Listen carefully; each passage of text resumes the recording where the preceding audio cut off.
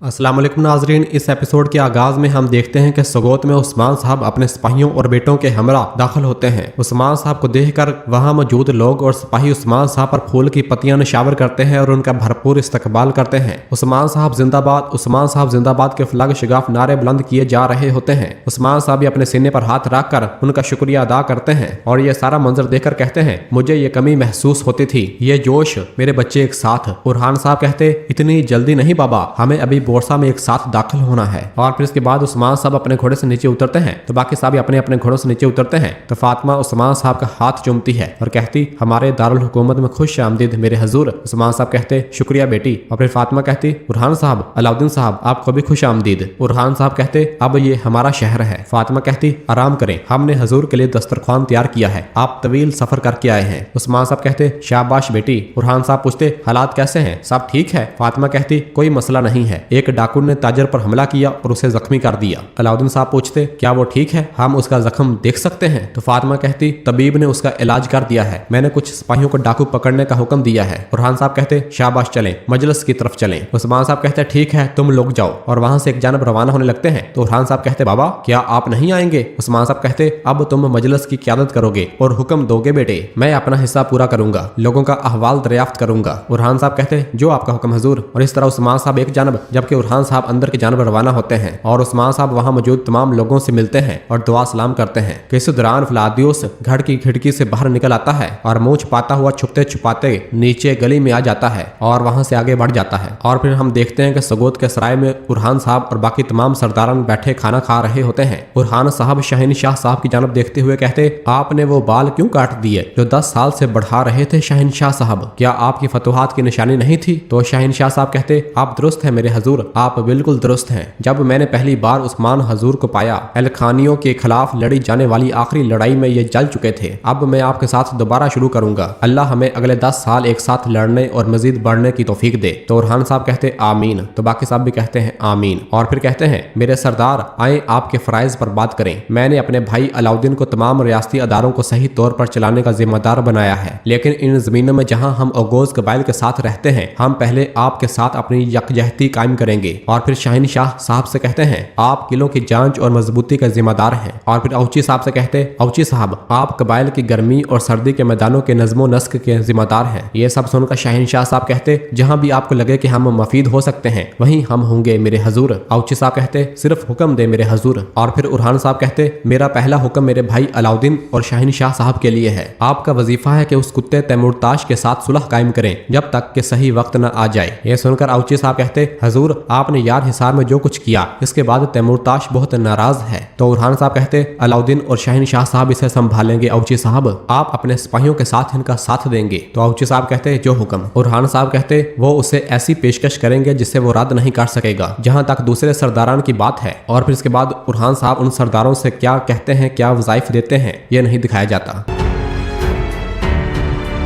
और फिर बाहर फ्लादियोस आगे बढ़ रहा होता है और छुपता छुपाता एक गली में से गुजरता हुआ एक जानब आता है जहां पर उसके आदमी मौजूद होते हैं। उसका आदमी बताता, बुरहान काई का सरदार बन गया है, सगोत किसी तकरीब का समा पेश कर रहा है, हम क्या करेंगे जनाब? तो फ्लादियोस अपने कपड़े पहन लेता है और कहता है, उस्मान आज रात मरेगा मेरे जहरीले तीर से, जैसे उसने मेरे बाबा को कत्ल किया मैं भी उसे मार डालूंगा, खून के बदले खून, बोरसा को भी उसी तरह बचाया जाएगा। इस पर उसका आदमी कहता, जनाब हमारी तादाद कम है, अगर आप पकड़े गए तो फ्लादियोस कहता, तो फिर मैं जन्नत में जाऊंगा, लेकिन मौत आज मुझे नहीं काइयों को ढूंढेगी। इस दौरान एक आदमी फ्लादियोस को देने के लिए कमान तीर तैयार कर रहा होता है और उसे एक टोकरी में रख देता है। और फिर फ्लादियोस अपने आदमी से कहता, जिसे मैं शुरू कर रहा हूँ, अगर खत्म नहीं कर पाता तो तुम इसे खत्म करोगे, तुम बोरसा के बच जाने वाले आखिरी फौजी हो। और ये कहकर वो टोकरी उठा लेता है जिसके अंदर कमान तीर होते हैं और उसे लेकर आगे बढ़ जाता है। आगे बढ़ते बढ़ते जैसे ही वो बाजार की जानब आता है तो तमाम लोग उस्मान साहब खुश आमदीद, उस्मान साहब खुश आमदीद कह रहे होते हैं। वो देखता है कि सामने ही उस्मान साहब लोगों से मिलते हुए आगे बढ़ रहे होते हैं और निहायत खुश दिखाई दे रहे होते हैं। उस्मान साहब को देखकर फ्लादियोस को बहुत ज्यादा गुस्सा आता है और फिर इसके बाद उस्मान साहब एक बुजुर्ग के पास आते हैं। वो बुजुर्ग उस्मान साहब को खुश आमदीद करता है। उस्मान साहब कहते, गाजी अहमद कैसे हो?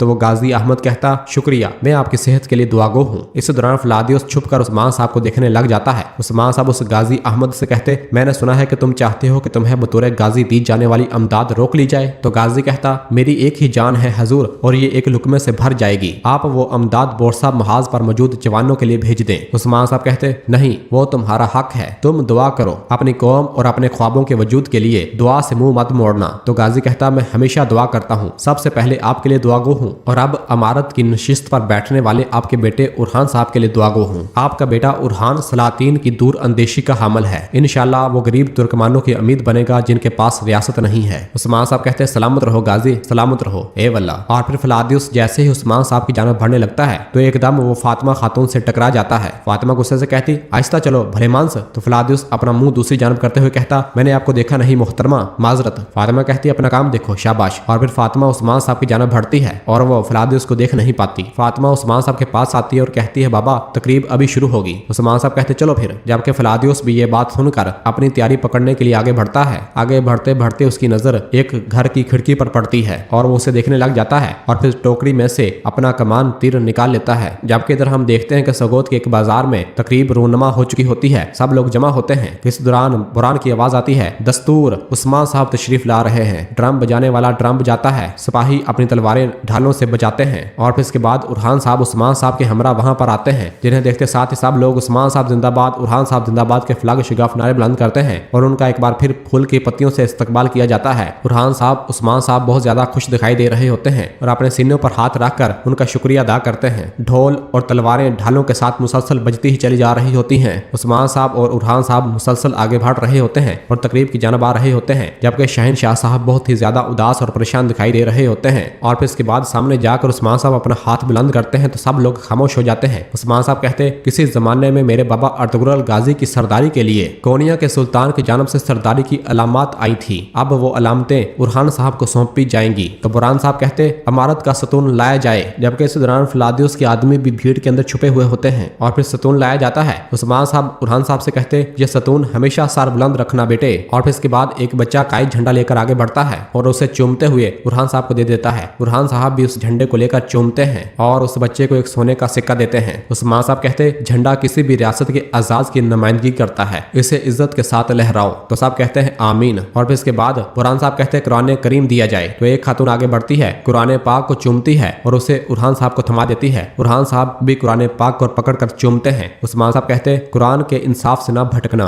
इसके रास्ते से ना हटना बेटे। और फिर बुरहान साहब कहते नकारा बजाया जाए। तो एक सिपाही नकारा बजाने लग जाता है। उस्मान साहब कहते जंग के मैदान में भी नकारे की आवाजें गूंजें, सिपाहियों की आवाजें अल्लाह अल्लाह की सदाओं से गूंजें। सब कहते हैं आमीन आमीन। और फिर बुरहान साहब बुलंद आवाज से कहते चांदी की बख्तर के साथ घोड़ा लाया जाए। इस दौरान एक सिपाही चांदी की बख्तर में लिपटा घोड़ा लेकर वहां पर आता है। तो उस्मान साहब कहते हमारी किस्मत में लिखी गई फतह घोड़े की पीठ से गुजर कर आती है, फतुहात तुम्हें मुबारक हूँ बेटे। तो सब कहते हैं आमीन, जबकि शहनशाह साहब गुस्से से वहां मौजूद होते हैं। उस्मान साहब कहते सरदारों बहनों, हमारा रवाज यही है कि सरदारी इन निशानियों के साथ है, अब इनके नए मालिक उरहान सरदार हैं। और नाजरीन इसी जगह पर एपिसोड खत्म करते हैं, मिलते हैं बहुत जल्द अगली एपिसोड के साथ। वीडियो को लाइक कर दें और जिन दोस्तों ने अभी तक चैनल सब्सक्राइब नहीं किया वो जल्दी से चैनल सब्सक्राइब कर दें और बेल आइकन घंटी वाले निशान को भी प्रेस कर दें ताकि आने वाले एपिसोड्स आपको आसानी मिल सकें। दुआओं में याद रखें। अल्लाह हाफिज।